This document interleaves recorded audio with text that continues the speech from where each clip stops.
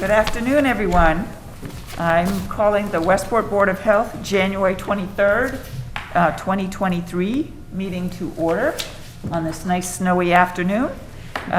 First announcement, under Mass General Law, Chapter 30A, Section 20F, this meeting is being recorded. Secondly, if you join me in the Pledge of Allegiance. I pledge allegiance to the flag of the United States of America and to the republic for which it stands, one nation, under God, indivisible, with liberty and justice for all. Thank you. Okay, we'll move on first to the written report from the director. Any questions on that? None No, for me. Matt, there are no director-approved plans? Not this, Okay. not this, Okay. everything that we had to have some kind of Issue, issue, okay. that had to come before the board. Okay, then we'll move on to your updates. Sure. Okay, so we'll start off with the COVID report. As of today at 1:40 p.m., the state is reporting 60 confirmed cases with 2 hospitalizations and 2 deaths. They're also reporting that the variant XBB 1.5 is now the dominant variant in the U.S. And they just want to remind us that getting vaccinated or boosted will help prevent COVID and serious illness.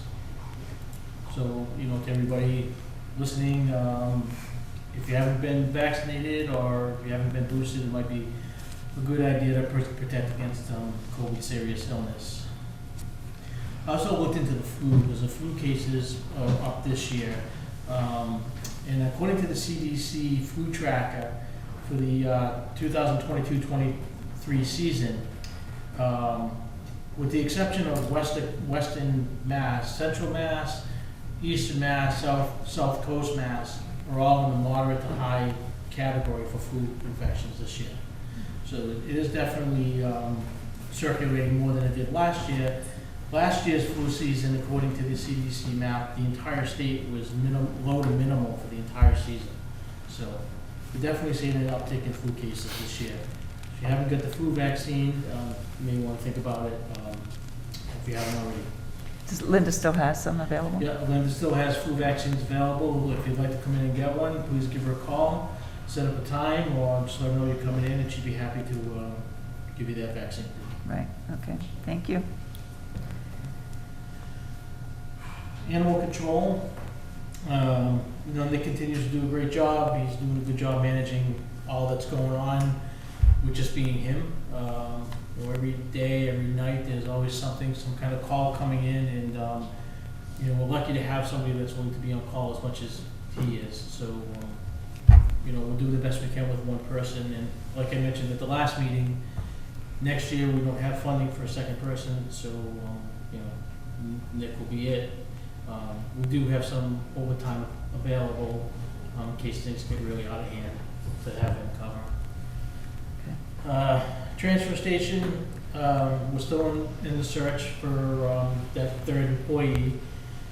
I had somebody stop in today that's interested, so it was pretty much right around 3 o'clock, so I'll be following up with him some more tomorrow. Hopefully, maybe something will work out there.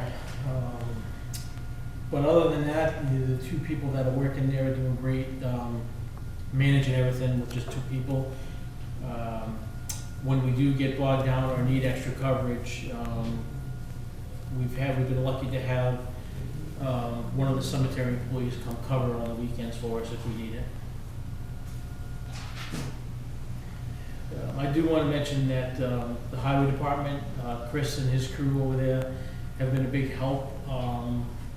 We've had some equipment issues, and they've taken the equipment over to their shop at the highway department and helped us, fix the issues and problems that we've been having with some of the heavy equipment. So, thanks to those guys, and we do appreciate it. I just have a question, Matt. Is there an official kind of sign off on all from, I guess, whatever labor and standards, all the upgrades that we've done, to the, as far as the the bathroom facilities and all that? Is there something official that happens where whatever. Yes. Okay. And I Does that believe happen? Jim, I believe, yes, and I believe Okay. Jim has that, so. Okay. The transfer station, all the problems they were satisfied, Okay, and, yeah, so I'll just Okay. reference the transfer station. yeah, So Jim has the official sign off, I believe, Okay. from the gentleman at DLS. okay, great. Thanks. Yeah, oh, I forgot to mention the pump reports, there wasn't many, but what I did have, all looked good. Matt, I have a question. Are we getting a lot of Christmas trees? Yeah, we're getting a fair amount. Yeah. What are we doing with the Christmas trees? They usually package them up and send them down to what is known as the pit, the highway department facility off of Drift Road, I believe. We bring them down there.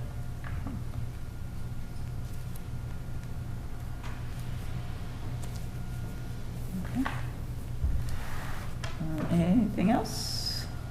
If not, we'll move on to minutes. Oh, you know what can I do? I was Sure. going to mention one other thing. Sure. So I know that, I know you guys have been talking about this later, but as far as the DEP, they've been having some meetings and all of that, and they've been having some, and Dartmouth has kind of been having their own type of thing. Eventually, I'll be able to attend, you know, I've attended one of those sessions, but right after our meeting tonight, I have to go to the Board of Selectmen meeting, so I won't be able to attend whatever meeting's going on in Dartmouth tonight. So, just, you know, I'm running all over the place, it's hard for me to get to everywhere all at once.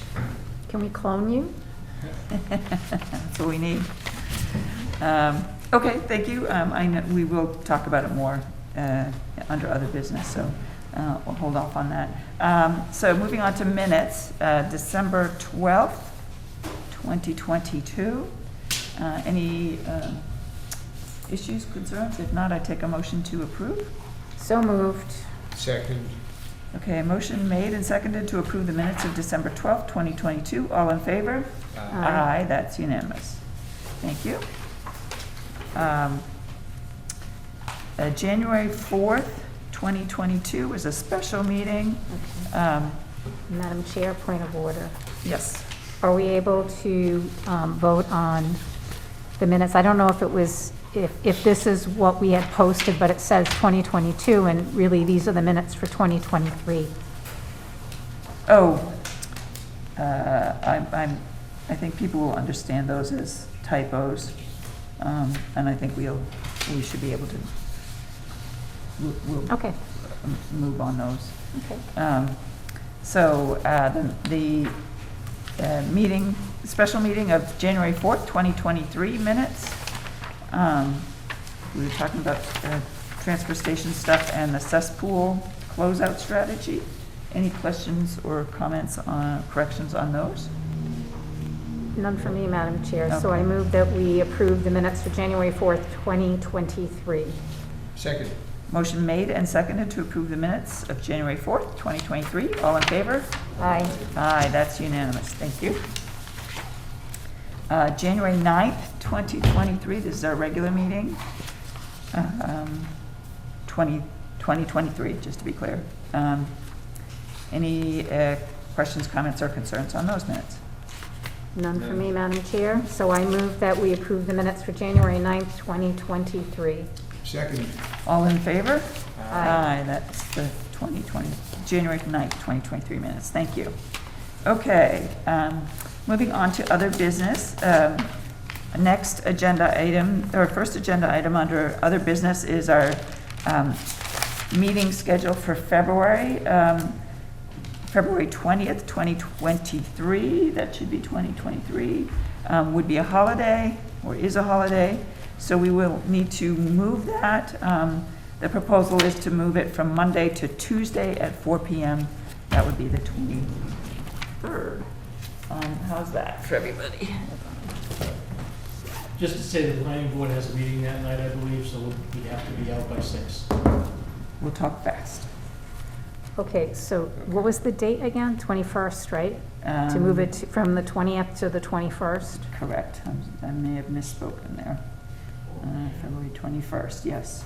Okay, that's fine for me, so, okay, I mean, I You- don't have my Concom schedule with me, so I should look. But usually they're alternating, so I think it should be fine. Okay, so we'll move that meeting. Do we need to have a vote on that? Yes. Okay. I move that we reschedule the February 20th, 23 meeting to February 21st, 23 at 4 PM. Second. All in favor? Aye. Aye, that's unanimous. Okay, so let's move to 23. Okay. Why did I put that on the agenda? Schedule a working meeting. Refresh We my put it memory. on there is because we We missed the we meeting missed the last, last one on Friday. right, where we were going to talk about our DEP comment letter, but I think we're probably ready to move forward on that anyway, so we could schedule a working meeting if people would have issues they would like to discuss. I know we need to continue to follow up on the cesspool closeout strategy. I'm not sure what the timing is on getting, the comment period closes the 31st for DEP. I don't know how quickly they turn things around on issuing the regs, and what the impact will be on Westport, but I think that's further down the road, so. There's some other things, too, that we might be able to talk about, other than just, the DEP proposed regulations. You know, we have, warrant articles and stuff that I'd like to talk about and try to get those ready for, because they have to be in, you know, sometime in February. So, I'd like to talk about those and get those buttoned up, or at least start getting worked on. Okay. Can we put a working meeting on the calendar and see where we're at? Mhm. Yes. So we'd like to try and do them in the alternating weeks, so that would be the first week in February or the week of the 13th through 17th would be the two, the next two possible weeks. Any people planning trips or anything away? In March I am, but not in February. Okay. No skiing? Well, I mean, yeah, Could always happen. yes, Um, hopefully. February 2nd or 3rd would be Thursday or Friday? The 3rd would be better for me. Okay, Sure, February Thursday's 3rd. okay, okay. as far as I know. Do you want to do 10 or 1 or afternoon? 10 or would morning? work better for me. but- 10, okay. Okay. Okay, so that would be February 3rd at 10 a.m.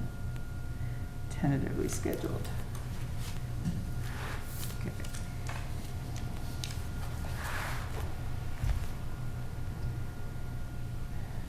All right, thank you. Okay, next agenda item is a more substantial one. That is the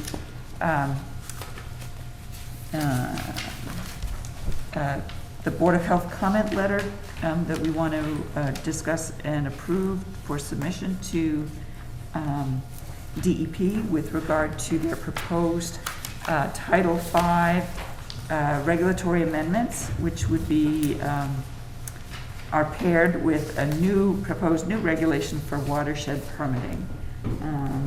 And Phil has taken the lead on this, so I am going to turn the floor over to him to walk us through the proposed letter.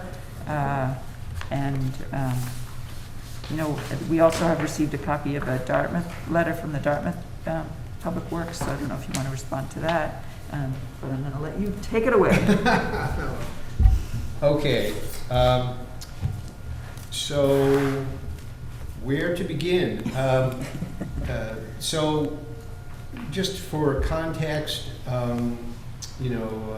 Mass DEP, Department of Environmental Protection, proposed two sets of regulations in tandem. One was a revision of the existing Title V provisions regarding nitrogen loading limitations, which up to this point had been focused on limiting the size of, or ensuring that septic systems on undersized lots were designed to protect public water supply. And the focus of the Title V revision was to expand that protection to areas or to waterways such as the Westport River that they would designate as nitrogen-sensitive areas. And then the second regulation was establishing a watershed permit, which was a mechanism by which the municipality would enter into an agreement, a permit essentially with DEP, and commit to taking certain steps to reduce the nitrogen loading from multiple sources that impact the Westport River.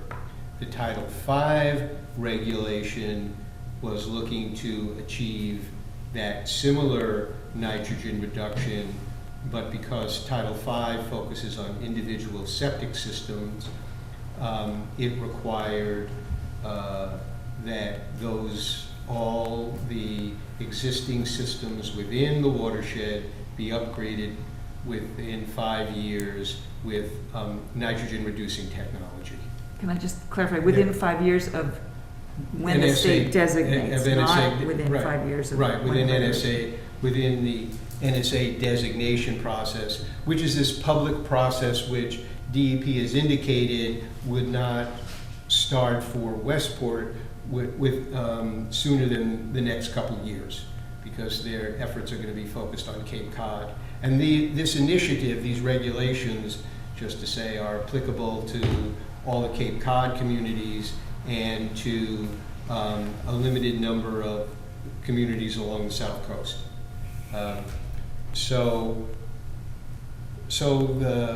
And there's been a series of public information sessions and also more formal public hearing on these two regulations. And so we've developed a comment letter that is focused mostly on critiques of the Title V revisions.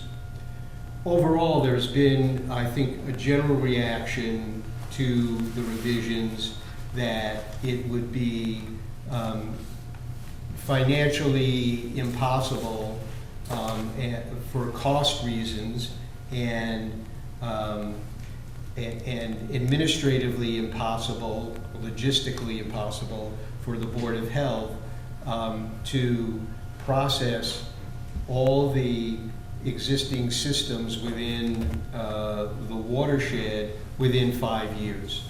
Because we estimate there's somewhere in excess of 6,000 septic systems within the watershed, and so you're talking in excess of 1,000 systems a year, with systems costing somewhere between $15,000 and $35,000, depending upon the site conditions, etc.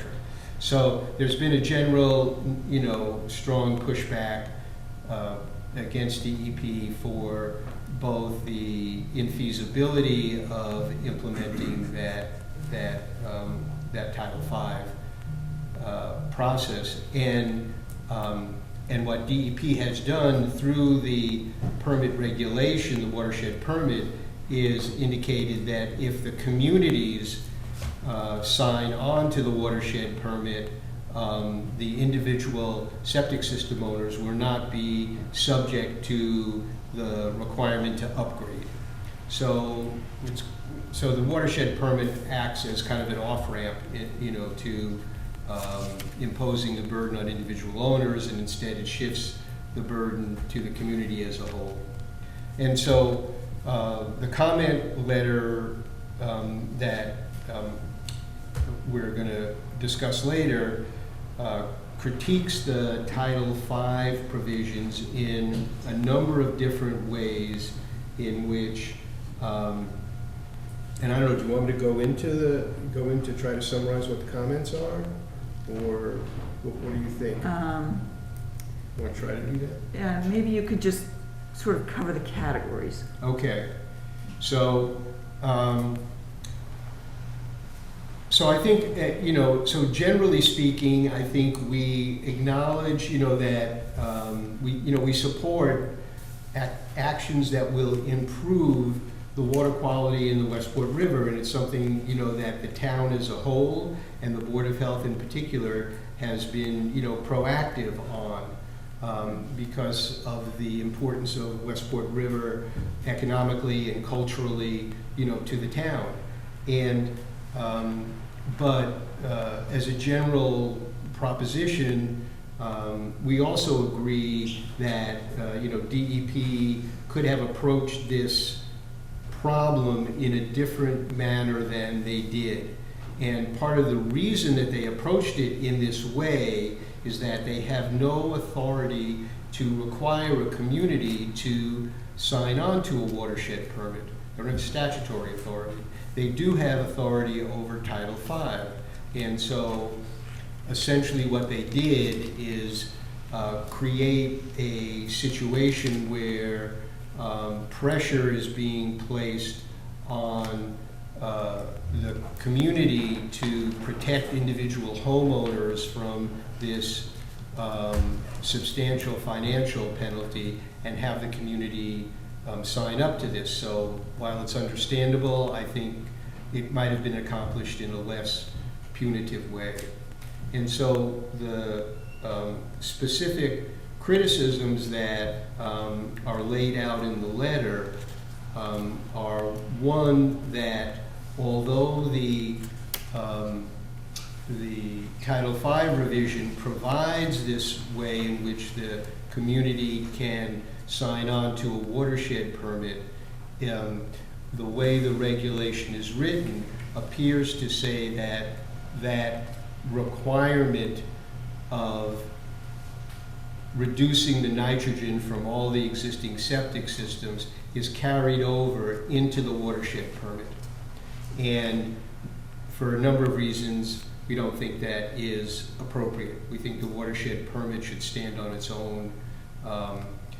Secondly, we think that this whole focus on the watershed, on nitrogen loading as being the criteria by which, so to speak, compliance by the town is measured is the wrong focus.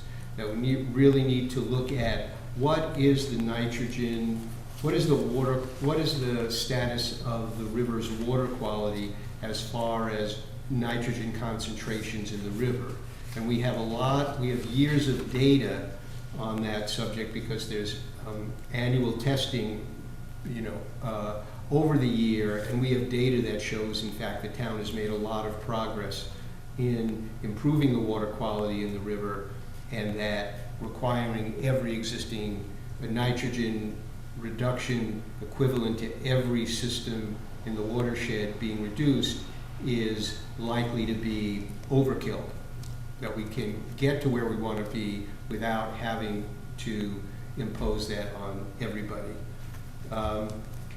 And then just generally, the rule regarding this concept, which I haven't touched on previously, this idea that not only do the system owners have to install nitrogen reducing technology, but it has to be the best available nitrogen reducing technology. And so this is a process by which the DEP encourages new technology which will reduce nitrogen into greater levels than are currently the general use approvals. So making these systems more and more protective. But they have not, the department, which is in general a good idea, but they have not built into this process any consideration of cost effectiveness or the reasonability of systems out on a specific site. And we think that is an oversight that needs to be corrected, because unless this whole process can be made cost effective, it will never be able to move forward. And then there are several other exemptions that are given to system owners that have already installed or might install nitrogen reducing systems going forward. And just generally speaking, we think these restrictions are too limited, that anyone who has installed a nitrogen reducing system should not be required to retrofit that system again, even if a better nitrogen reducing technology should come along. We think that it poses too much of a financial burden on homeowners without getting really any substantive environmental protection to it, so it's just out of balance. And I guess the last thing that the comment letter speaks to is that the watershed permit, which the conditions of which are laid out in detail in the regulation, don't really set out a process by which the town can demonstrate that it has actually complied. And so the way the permit reads now, it is an indefinite responsibility of the town to continue to do work, and whereas we think there should be a point at which the town says the river is in good shape, we've got the mechanisms to show that it's going to stay in good shape, and the permit should be terminated. Thank you for that overview. Thank you.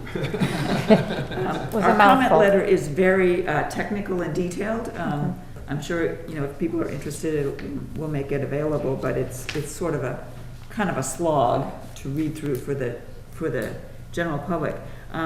I'd like to take the opportunity just to comment. We did do a letter to Shorelines to try and sort of outline where Westport stands relative to water quality in the river, and where, what we've been doing, because Westport has been and is in better shape than probably most of the communities on the South Coast, because we have taken a lot of steps.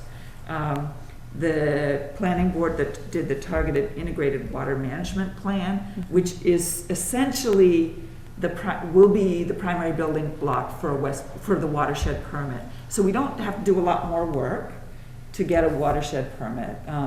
There'll be details to fill in and updates perhaps, but and that watershed targeted integrated watershed management plan, and that's all on the planning board website, all the details there, was a very public process. A lot of people contributed their thoughts about that and what priorities to establish, and that was the basis for the Board of Health taking action to have a much more focused and targeted approach to nitrogen reduction, which is the two main strategies that we have implemented through our regulations are saying that new construction needs to incorporate DNITE technology from the get-go. It's rather than retrofitting, which would be more expensive, and because every new septic system contributes more to the load, so we get further from our goal if we don't start dealing with future load. So that's one thing, and that's been going. We've gained a lot of experience through that. All of the new construction permits come through with whatever the engineer chooses for the best technology for that site, using the existing approvals. We have, I just counted the numbers, 84 systems active, DNITE systems active in town that have been approved and are operating. And I think I forget the numbers, but it's high 80s, somewhere in there, and then 84 that are pending. In other words, they've been approved, they're in the process of installation or wherever. So we have already And those are a combination of new construction and either voluntary upgrades or certain situations where, because of lot size and contaminated wells, people have either put in a D-Night system to protect their drinking water. So that's one strategy, and that is something actually that DEP would require anyways as part of their permitting, Title V, I think, or proposed regulation adjustment. So we're already set on that regard. Everybody's used to it. The other strategy, and that's one we've talked about, and we'll be doing a lot more outreach on, is the most significant, or the least good septic option are cesspools. They're not allowed anymore. They haven't been allowed for 50 years. We estimate there's probably about 300 properties in town that have cesspools. So they don't treat the wastewater. There's no nitrogen reduction. There's pathogens, all sorts of other wastewater components that don't get treated at all in a cesspool. So that is sort of a big concentrated source of nitrogen for waterways. It's also a risk for drinking water wells, because particularly on small lots where the wells are close to the cesspool, there's a greater risk of contamination. High nitrate levels in a well are considered a risk, a public health risk.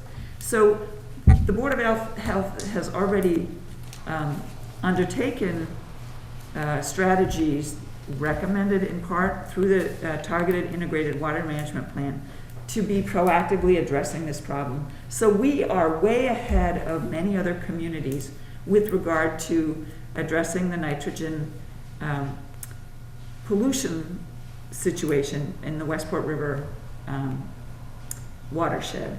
And so I think Westport residents should take comfort in the fact that the Board of Health is doing a focused approach, targeting the biggest problems that it can under its control in terms of septic, and that we've done a lot of planning. They're working on sewer, which sewer is the best treatment option. It brings the nitrogen level and other contaminants down to the lowest level of any compared to individual septic systems. So the town is undertaking a lot of multiple strategies to address the problem, and has been trying to get ahead of the game. Hopefully there'll be funding through federal funds and so on to help support that. So I think Westport is more prepared than many other communities. That's not to say that we don't have significant critiques and of the proposed DEP regulations. We certainly do. We have 6 pages worth of critiques, so we have a lot to say. But I think it's important for people to understand that that Westport is already being proactive, and so I think we're, and maybe even, I don't know, I'm dreaming, by the time DEP comes around to evaluate whether the Westport River watershed is a nitrogen-sensitive area, maybe we'll already be meeting our maximum daily load of nitrogen and don't even need to be designated. So by the time they get around to Westport. So that's all to say that, yes, the DEP regulations have a lot of,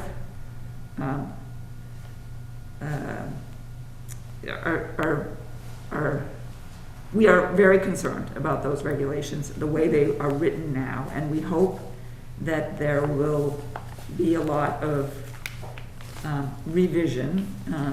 We think that, we understand that they're under a lot of pressure and legal obligation to address this, but we are continuing on our path and we're giving a lot of comment to DEP. So that's just sort of to give a little sort of Westport focus commentary. And I appreciate the work that you've done, Phil, on this, because as I was reading it, I said, only Phil could write like this with your background. And that part of it is, I think, giving information is to decrease anxiety and anger, because there's been many things written online and regarding this. And just to reassure people that the Board of Health and other organizations in town, like the Planning Board, is also working on and has been working on this, and that we certainly don't want everyone to have to upgrade their systems and pay and incur that cost. So we continue to work on it, and I'm appreciative that you raised that, that we are working really hard on it. If you have any questions, you can contact us and we'll tell you where we're at with that. Okay, so to get back to the comment letter, as Donna just outlined, it has a lot of detail. Phil has done a great job really digging into the nuts and bolts of the regulation to understand the inconsistencies, the impact, and really focusing our comments on where there are problems. I know we have I don't have the very latest draft in front of me, but I have seen it. Yeah, well, I don't need it right now. We just need to sign it, I think, is what I was. Oh, it's in the signature folder, the one to be signed. Okay. Oh, okay. So I reiterate what Donna said. I'm thankful for Phil to have taken the lead and putting together a very detailed and thoughtful letter. And I hope the DEP takes those comments to heart. Any person can submit comments to the DEP email address, and I've submitted some of my own comments as well, but this will be the official commentary from the Board of Health, and I think Phil has done a fantastic job. So thank you, Phil. Thanks. Yeah, I hope I wrote it in a way that I hope it's focused enough, and that DEP will take it seriously. That was really good. I think that's why it speaks their language, so. Yes. So, so we'll just have to wait to see what happens. Okay, so I would entertain a motion to endorse the letter and sign off on it. So moved. Second? All in favor? Aye. That's unanimous. Okay. So Matt, if you would, so is the document upstairs? It is, but I believe it was maybe pending a couple of. Do you have the I signature? think I- Donna- Hold on.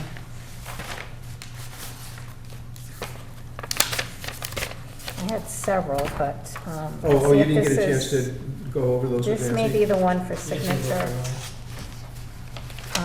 if it has the edits. And I think it does. This is the one.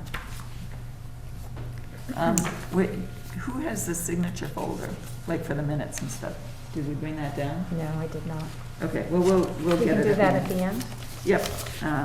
So, I was just saying, just logistically, once it's signed, you would send it to the, kind of official, DEP. DEP docs.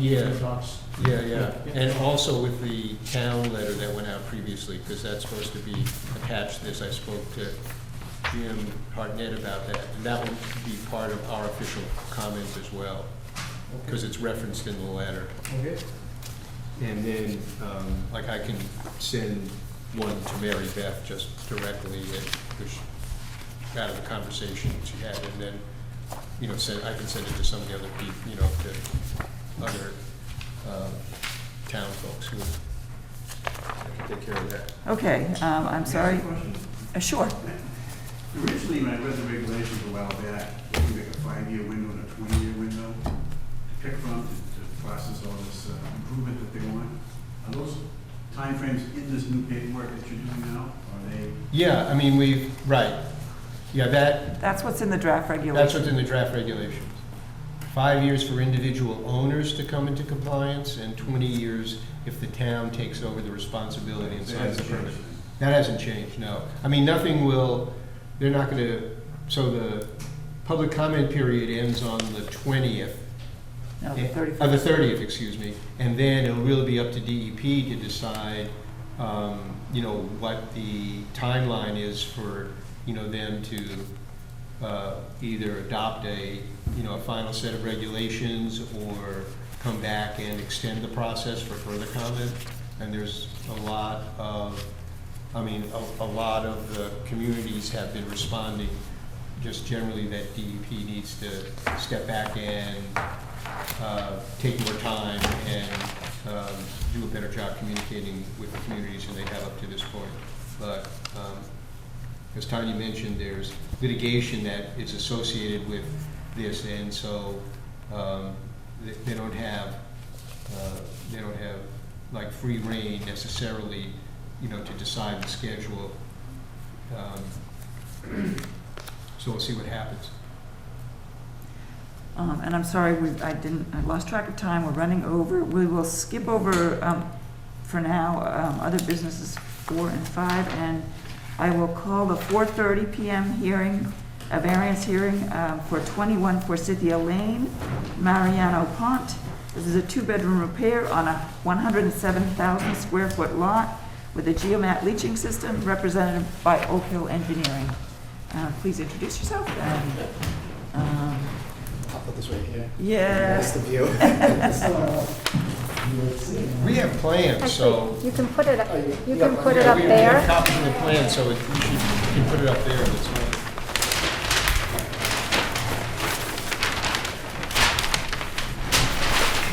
And speak into the mic and introduce yourself. Sure. Good evening. My name is Mark Mariano with Oak Hill Engineering, 75 Oak Hill Ave, Seekonk, Massachusetts. Tonight I'm representing Mariano Ponte of 21 Forsythia Drive for a variance upgrade for a Title V septic system. His current system is not in compliance. The variances we are requesting today is depth to groundwater and a reduction setback distance from the septic field to the foundation and a distance from inlet of tanks to groundwater. So the building is a slab-on-grade foundation, so there is no basement here. Everything's kind of been predetermined, so we can only go based upon the elevation coming out of the house. The setback to the leaching field is standard to 10. This is shown as 5. With a geomat, you can go down to 5 feet. And the distance from groundwater to bottom of septic field is also a 2 for variance that is also allowed by state or remedial requirements per their DEP approval letter. Great, thank you. I'm In gonna the goal of achieving maximum feasibility. compliance. Okay, I'm going to turn it over to Matt for his recommendations. Yeah, so after a little bit of back and forth on a few things, I think we've got everything squared away, and within I have no issues. Okay, thank you. I'll turn it to the board for questions or comments. I have no comments. I don't either. Okay. And this is going to be under the driveway? You have to dig up the driveway? Yeah, so the current system is under the driveway. The tanks will be, one tank will be set under the driveway, and then the new field will be in a grass area, so it will not be under the driveway. Okay. Most of the field, I mean, all the field's out of the driveway, and you'll just have a tank. Both tanks are schedule H20 loaded. Okay. All right, seeing no further questions, I would entertain a motion to approve the project with the local upgrade approvals and whatever other requirements I think we require a deed restriction on this one, right? Do we? No, I don't think so. It's a big No, I property. didn't say that.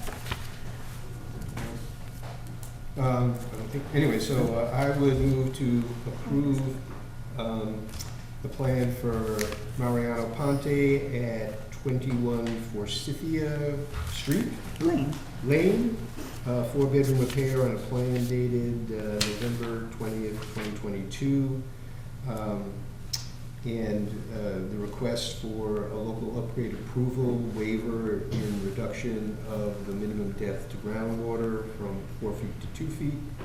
Reduction in the 12-inch separation between the inlet and outlet tees with sealing the boots, and setback from the SAS to the slab from 10 feet to 5 feet, a hold harmless agreement.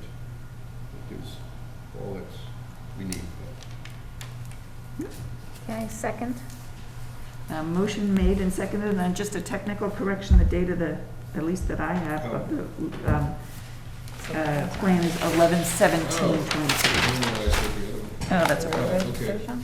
Oh, Oh, yes, revised. So all in favor? aye. Aye, that's unanimous. The, Who made the second? I did.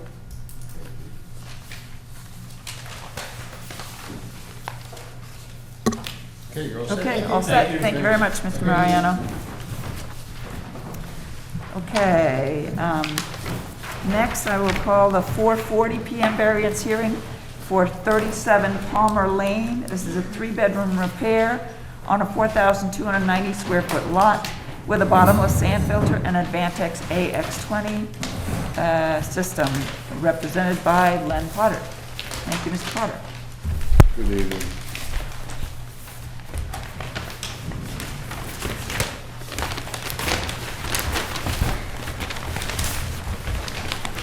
Okay, Len Potter, Westport Environmental Design here for Susan Palmer, who's the applicant, or who was the owner, and the applicant was Catherine and Dewey Thompson. The lot has been sold, it's now owned by the Thompsons. The property is very small, it only has 4,290 square feet. There's an existing home on the property, 3-bedroom home, and is currently a cesspool located as shown, labeled B. And then we have an existing deep well, artesian well, so to speak.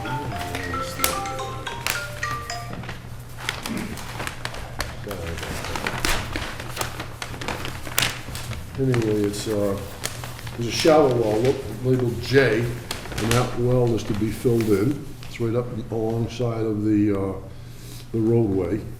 And there's just no room on the lot, so what we intend to do is we're gonna use a bottomless sand filter to make it fit.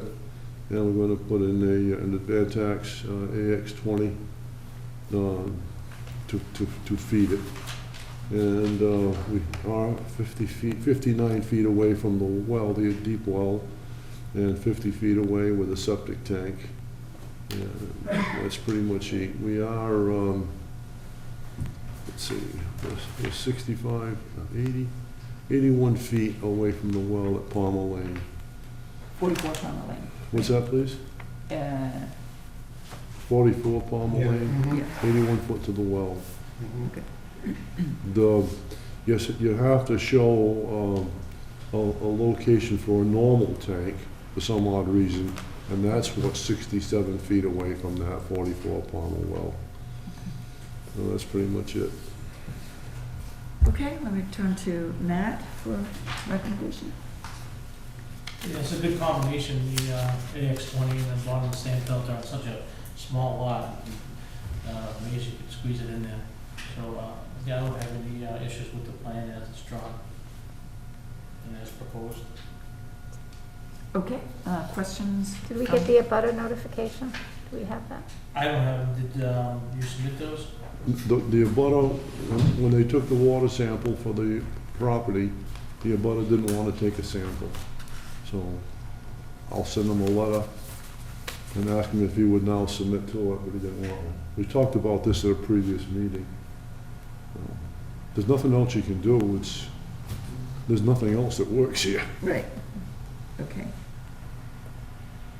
I just have, You have the owner's, well, what? well, I believe we do.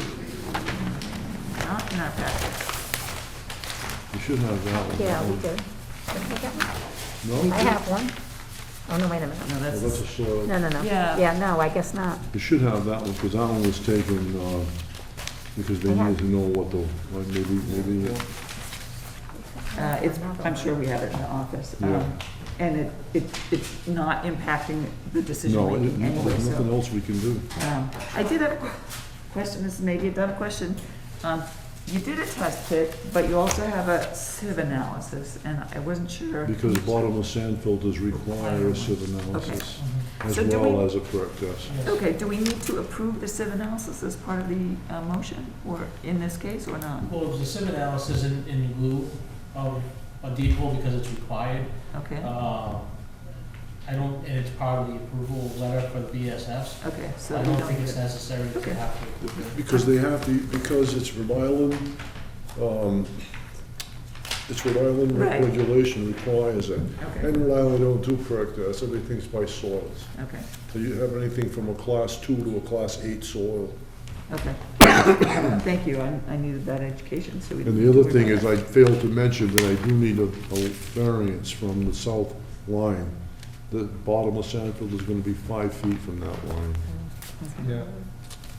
Yeah. Just in that connection, I noticed, right, that if I'm right, that you are looking also for a setback waiver from the owner's well, right? Yes. Site well, just 59. And Yes. that's not mentioned in your variance requested. On the plan, that just On the needs to be, plan. yeah, that's an oversight, and. and we Yeah, can just- I mean, it's not a reason, but I Yeah. I guess I'll leave it to Matt if he would want the plan to, Yeah, I Just think I think maybe last week, Lenny, I think, well, the week before when these plans came in, I mentioned it, but it was it's on your cover Yeah. letter, but it's just not here. You could just write it in if you want to at All some right. point, it's not a big deal. yeah, it's just helpful to have it on the plan. Yeah. Yes. Yeah, it needs to be on the plan, but I don't think That's you need to official. generate all new Yeah, plans to do Yeah, it. yeah, okay, all right. Okay, so, any further questions? Seeing none, I'd entertain a motion to approve the project at 37 Palmer Lane. We do need a 3-bedroom deed restriction, you know, all the whole harmless water testing, IA stuff, and the LUAs, and annotation of the plan. All right,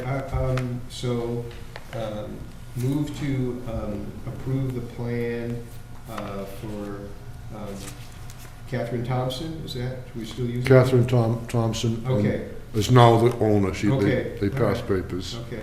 The 37 Palmer Lane, 3-bedroom repair on a plan dated 12/28/22, 1216. 12/16? Yeah, Oh, okay. 1228 is the Concom approval. Oh, okay. I keep forgetting my dates, aren't I? 12/16/22, incorporating an Advantex AX20 and a bottomless sand filter. On the conditions of a 3-bedroom deed restriction and approval of local upgrade waivers, including setback from the property line to the SAS from 10 feet to 5 feet. The well setback of 59 feet for the site well and 81 feet for the abutter at number 44. 3 years of well testing, hold harmless agreement, 2 years of total nitrogen monitoring, compliance with the Advantex and the BSF approvals. And notation in the plan regarding the distance of the site well waiver of 59 feet. Second. Motion made and seconded to approve the project at 37 Palmer Lane. All in favor? Aye. That's unanimous. Thank you. Thank you, Mr. Potter.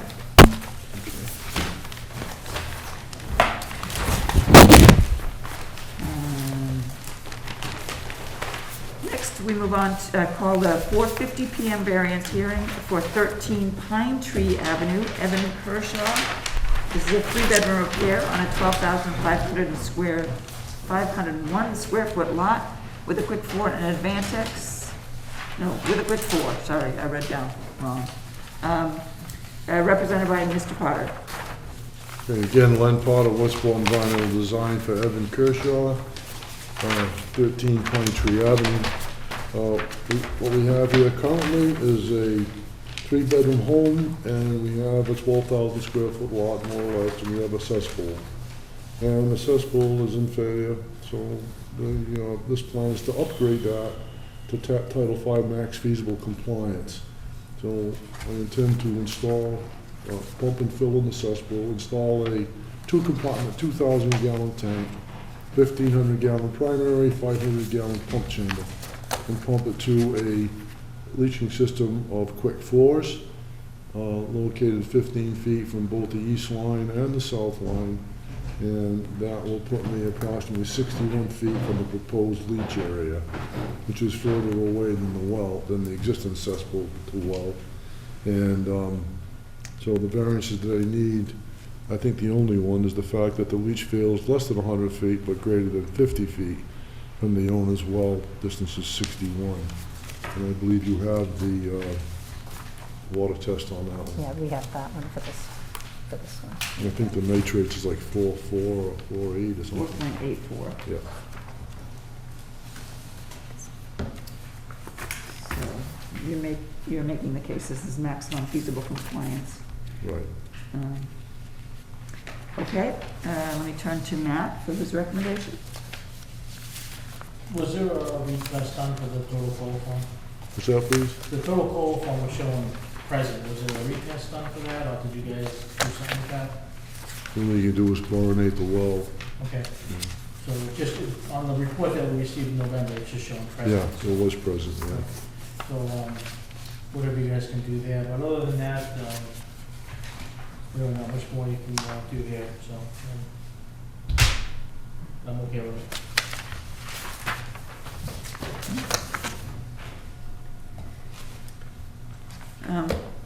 Just for procedural stuff, this would normally be a maximum feasible compliance? It would be, because the well's less than 100 feet, we had the water tested, but it was tested under 5. Yeah. But, right, it would be Okay. maximum feasible compliance. Okay, thank you. Any? I would suggest that we have a retest of the well because of the coliform, just for, after whatever treatment you do, to make sure that that is safe for drinking water purposes. But it's up to the board. Any other questions or comments from the board? None from me. No, I'm good. Okay, Okay. I would entertain a motion. Okay, so I move that we approve the plan for 13 Pine Tree Avenue, owned by Evan Kershaw, dated 12/13/22, with the variance requested for an SAS to a well being 61 feet rather than 100, with the following conditions: hold harmless agreement, 3-bedroom deed restriction, 3 years of water testing. Did I miss anything? Nope. Second? Motion made and seconded to approve the project at 13 Pine Tree Avenue. All in favor? Aye. That's unanimous. Thank you, Mr. Potter. Thank you.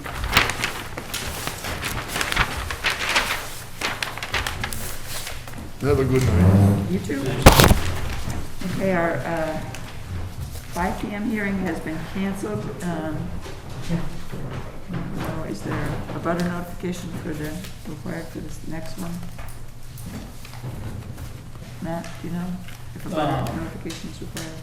No, I think it's just from the owners, that they were requesting variance. Okay, well, let's we'll hold till 5:10, because that's the scheduled hearing time, and return to our, where's my agenda? Other business. If I can find my agenda, that would be helpful. Turn on the page. So item number 4, I don't know if we, anything further on the DEP stuff, DEP proposed regulations, are we all set on that? I don't know if anybody wanted to make any comment about the Dartmouth letter or anything.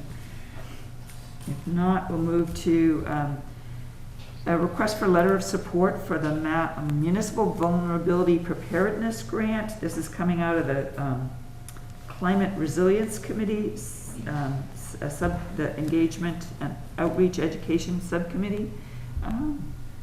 I circulated the request, I think, online, electronically to folks.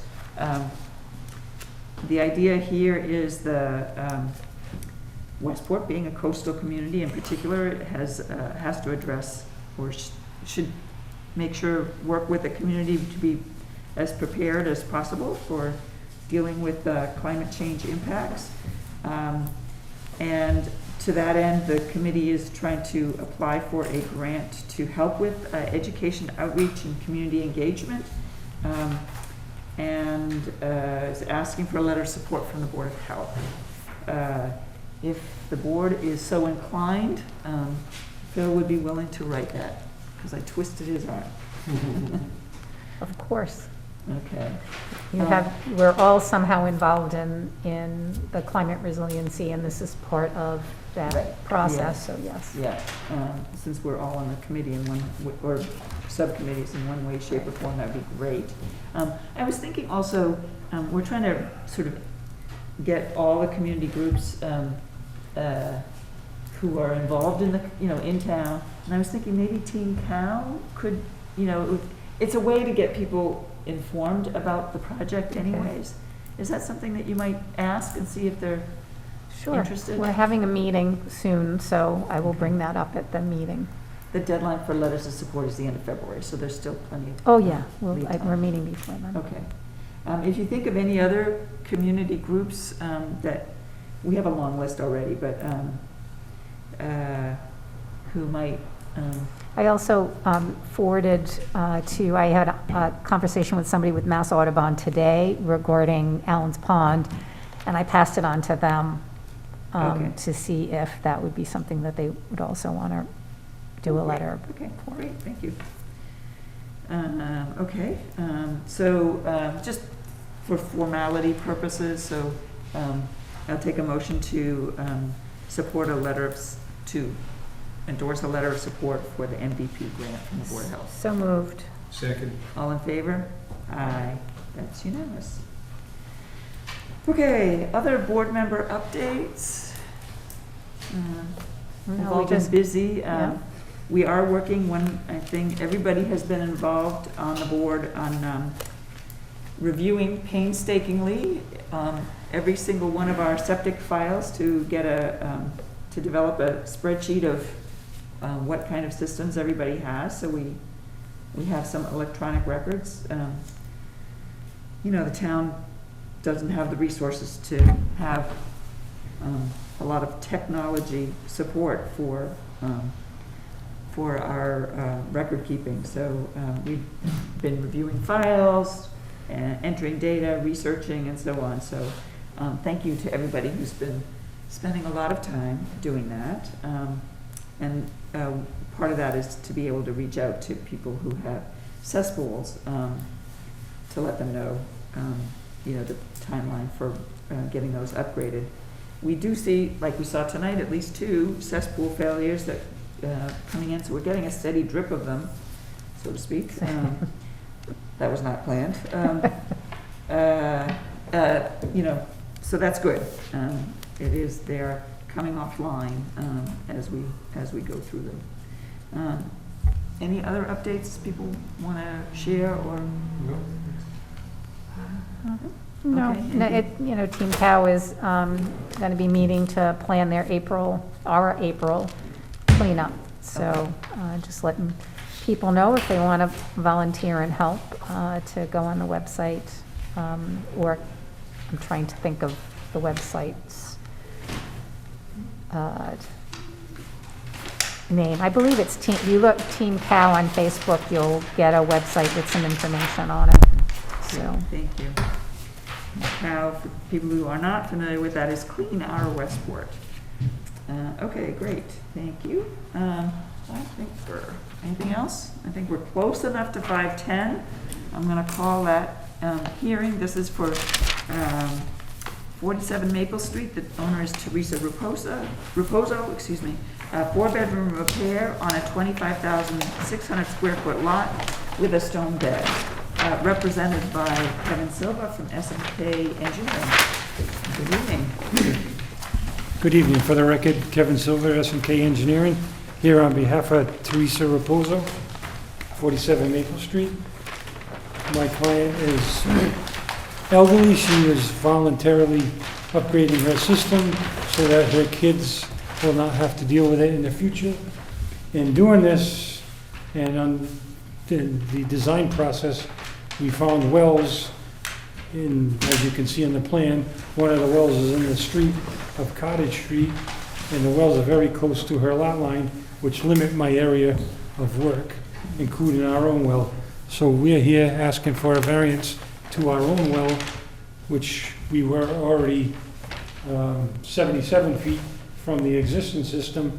We are asking for a waiver of 33 feet to maintain 67 feet from the proposed system. The new system is 4 feet above the water table. It has a new 1,500 two-compartment tank. We're proposing an effluent filter and a vent, and hopes to help the nitrogen and environment and Okay, great. Did we better have system.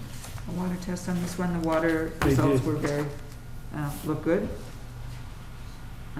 Nitrate is 1.89, no ammonium nitrates, okay. Let me turn to Matt for his recommendation. Yeah, so, I didn't know if the board members had any, I mean, as far as I'm concerned, the plan, it's good, there's no issues with anything that was proposed. Just I guess, a question, if the board had any questions about the maximum feasible compliance aspect that was submitted. No, I had a question about, it looks like there's a cesspool on a butter property, is that right? But that Yes, belongs to Mrs. Raposa's property or project? That is in question right now, and I advised her to consult with a surveyor to resolve the issue. We're Okay, treating it as it is, it's off the property, it's been there for years, it's been there since the house has been built. And, there's a lot of encroachments, and it's not my place to say that it is, but all my septic system is gonna be on her known property. okay. And what is the distance from the, because the property is so close, I mean, the house is so close to the property line. Is there a property line distance that you need to have for the connection to the septic tank? Well, we do not have much of a choice as it's going over the property line now. I don't believe there is a pipe distance to the pipe exit Okay. in the foundation. Okay, I've never heard of one, but that's why we did tanks on that weird angle to get it away from the property line, okay. to got it. maintain the 10 feet. Yeah, it's 12 feet, okay. Any other board member questions? I do, the maximum feasible compliance, you're requesting, is this for the cost to not do a D-night? I'm not sure why you're asking. Yes, she's voluntarily fixing her system, and that extra 12, 13 grand is a financial burden, Right. so she's rather not do that. As it is, she started this process over a year ago with us, and because of the complications of trying to find the neighboring wells, and there's no plans in some of these old houses, and the cost of everything has risen quite a bit since then, so as it is, the system itself is expensive, Right. I just, and she has to relocate her driveway to cut her whole driveway out, and deal with the, So I guess a question I have for the board, since I'm trying to understand, when we do maximum feasible compliance related to cost, we factor in, what is it, 10% of the value of the property? Right. Okay, so can we include the removal of the driveway as part of that process? Because the cost that's indicated here includes the $7,000 to relocate the driveway. So is that something that, It's part of the project because it can't be done without relocating the driveway? it can't be? No, that's why it has to, the driveway would have to get ripped up to be regraded, because it has to go on. so it'd have to be Okay. redone anyway, just to physically do the work and get the grades to match, so you meet the breakout. There's just a kind of a technical question. Would that be something that we can consider when we're thinking about the cost in maximum feasible compliance? Yep. I think since the well results are favorable, and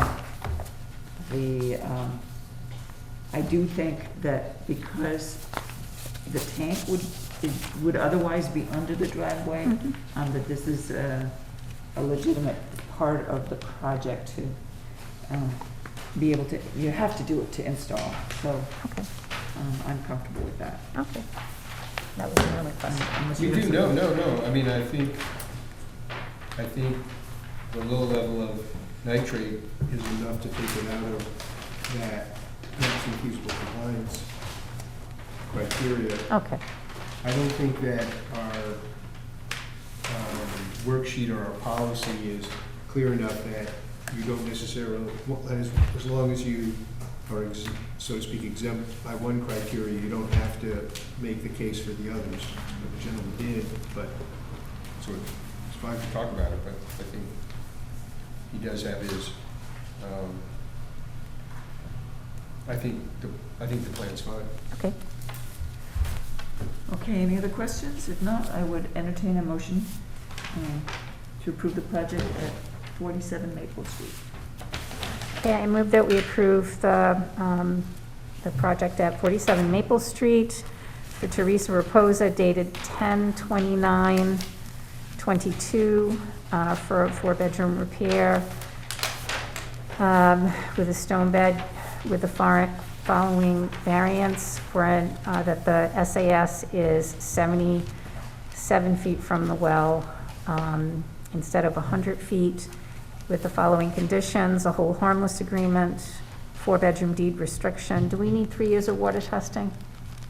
Yeah, 3 years of water testing. Is there anything else? I think that's it, so I'll second that. Motion made and seconded to approve the project at 47 Maple Street with those conditions. All in favor? Aye. Aye, that's unanimous. Thank you, Mr. Silva. Thank you very much. We'll go enjoy the winter wonderland.